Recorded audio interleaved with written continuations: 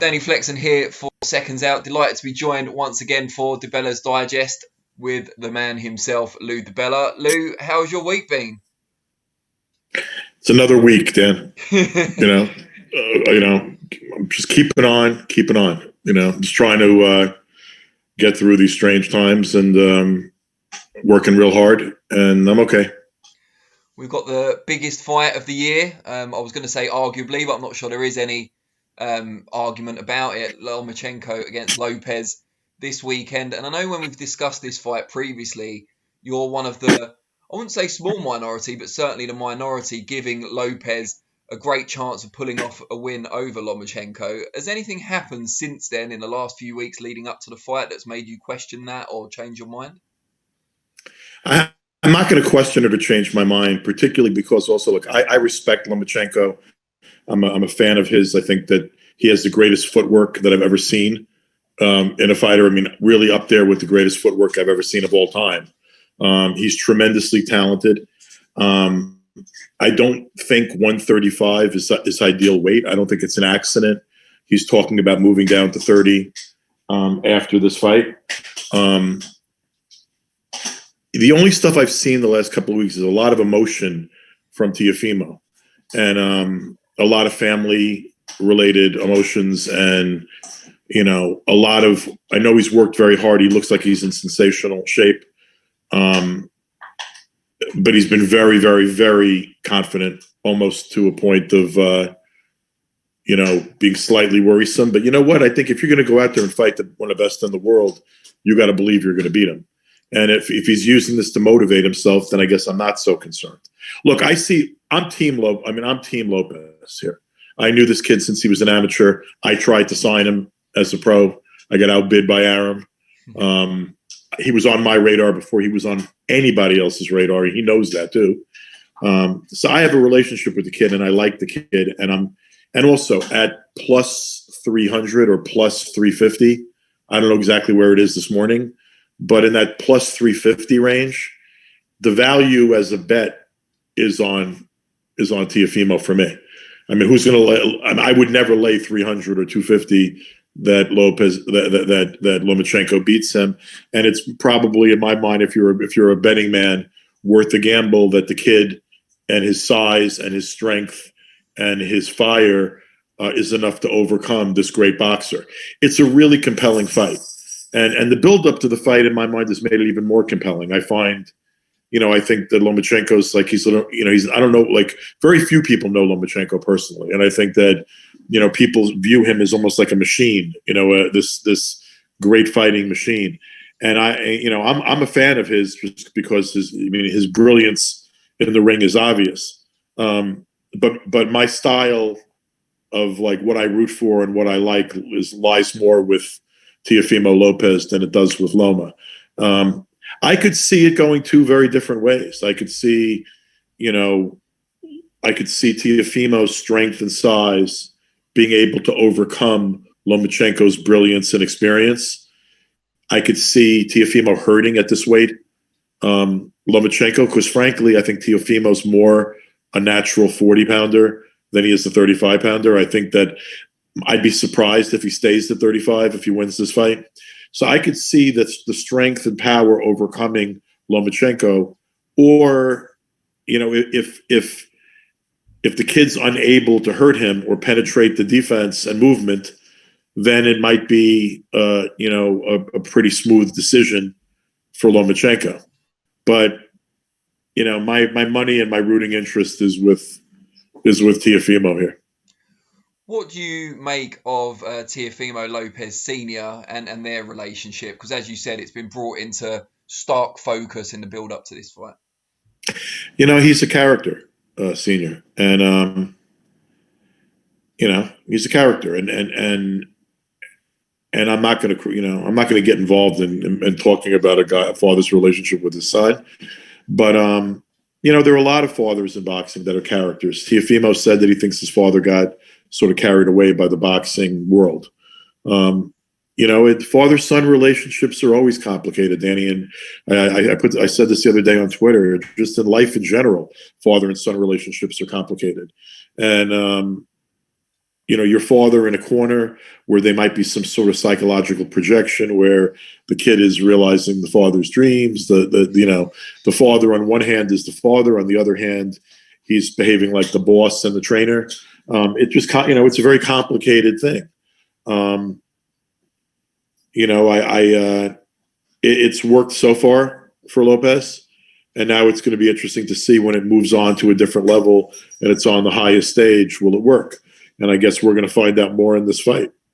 I mean, it's two guys both trained by their fathers, but very little attention gets paid to Lomachenko's relationship with his father. Is that just because they stay kind of low key and it's not been made a big deal? I think they stay low key, and I think it's also clear that there's really very much easy sailing between Loma and his dad. And Loma's dad doesn't put himself in the forefront, and Loma's dad is basically just pretty much a business-oriented trainer. Like just do your job, get your fighter ready, and they seem to have like almost like a clockwork kind of relationship that doesn't seem to have a lot of ups and downs. I think Teofimo's relationship with Senior has been a little bit more, volatile and a little bit more up and down. Whenever something appears to be more problematic, it gets more attention. So it's not surprising to me that Teo's relationship with his dad gets more attention.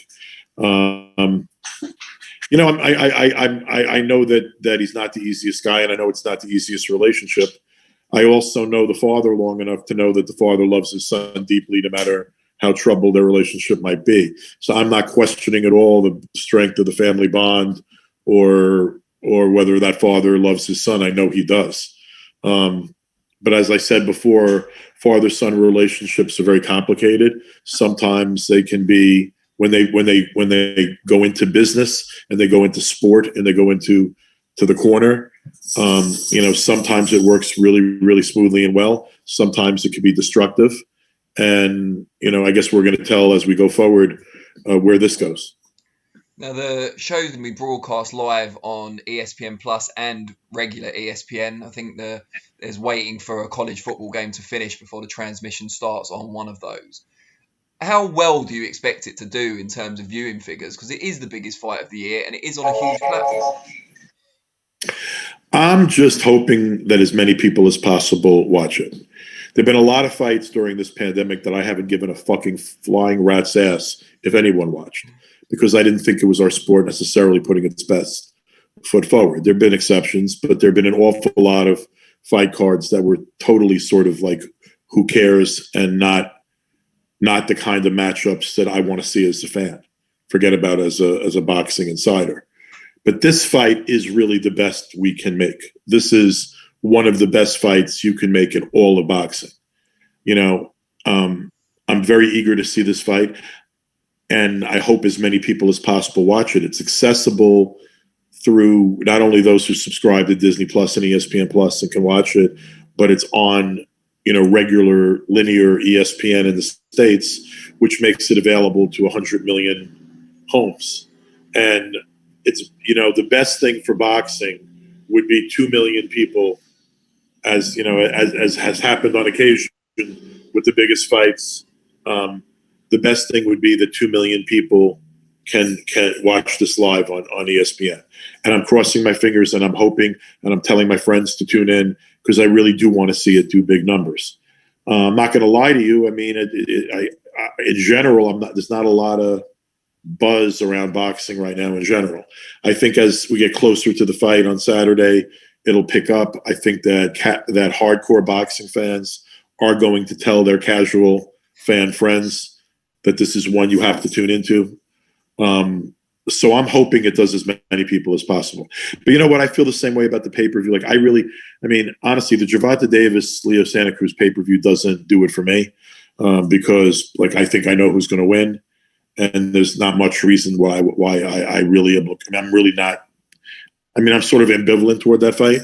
Sure. The Danny Garcia, Errol Spence fight, I very much want to see.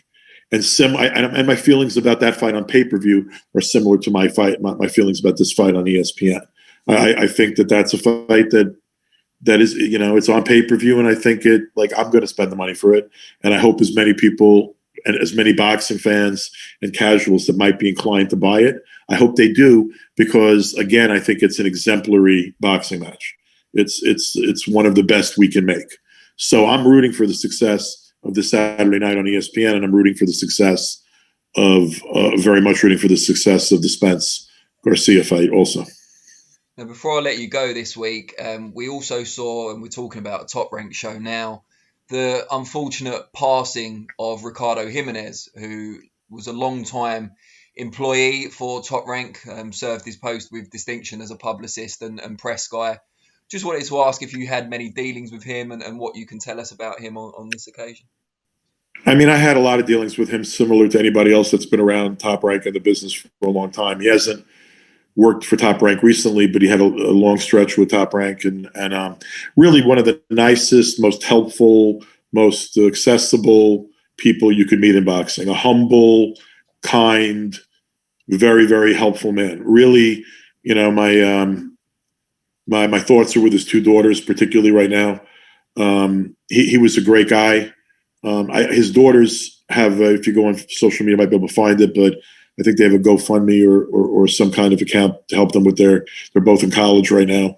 So if anyone's inclined, but Ricardo was the kind of guy that would always try to be helpful to whoever. I mean, in our sport, there are very few people that you almost never hear a negative word about. And Ricardo was one of those people. So he'll be sorely missed.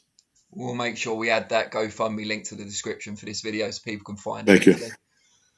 Really appreciate the time, Lou. Can't wait for the Always fight. Good being with you, Danny, and I can't wait for Saturday night. I haven't looked since way before the pandemic that I've looked this forward to a boxing event. I think this is a terrific fight. It's something of a crossroads fight. I don't think it's an old fighter against a young one, but it's an established pound for pound king against the young rising star. And their styles are completely different. It should make for a really, really entertaining fight and a lot of drama. And I'm really hoping that we get to see a great fight. And I think it's a good thing that it's accessible to so many people. I'll be sort of looking forward to getting up at 4:30 a.m. to watch it over here. Just stay up. That's what I would do. Oh, I'm not young enough to do that anymore, Lou. I haven't got your evergreen stamina. Yeah, my evergreen stamina. I'm freaking 60 fucking years old. Exactly. No, but I'll tell you what, though, just honestly, for me, just the way I'm wired, Danny, it's easier for me if I have to be up at 4:30 to stay up than it is for me to try to fall asleep, which is almost impossible, and try to wake up. Yeah. So if I have had to do those 4:30 kind of nights, and when I've had to do them, I just let the adrenaline rush and go straight through. But anyway, I'll talk to you next week, and be well, and enjoy the fights this weekend.